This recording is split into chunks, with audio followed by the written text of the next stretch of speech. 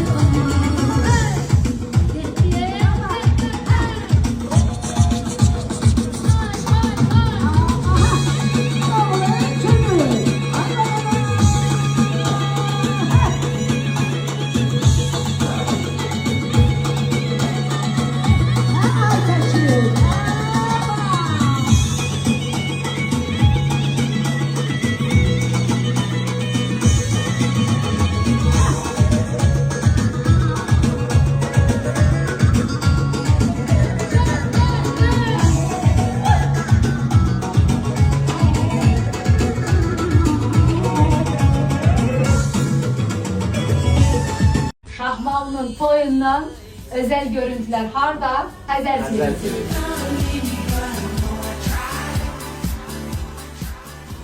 Sizin yürekten alkışlarınızla Şahmalı Bey'le Aytaç Hanım'ın muhteşem saraya davet edilir.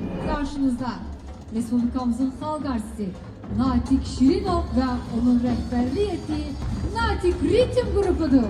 Bugünlerin niye sarayda bir ulduz yağışı var? Sevinip size geldim, birden ulduzları verdim. Aydım ayda bir şey derdim, sizinle görüşmeye geldim. Bir düş olur, kanardan açtım, göçeğini çiçeği açtım.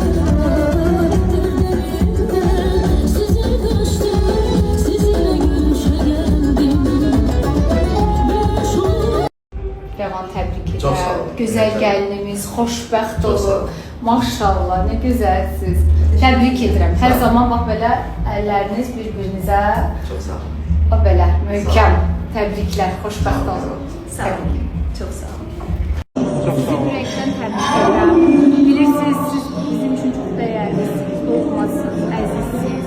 Və hər zaman da bir arzu edirdik ki, inşallah Rəvanın da gözəl ailəsi olsun. Və bilirəm ki, yəni bu işdə sizin də bir əməyiniz, bir razılığınız var mütləq şəkildə. Çünki Rəvanın sizdən çox kim istəyir?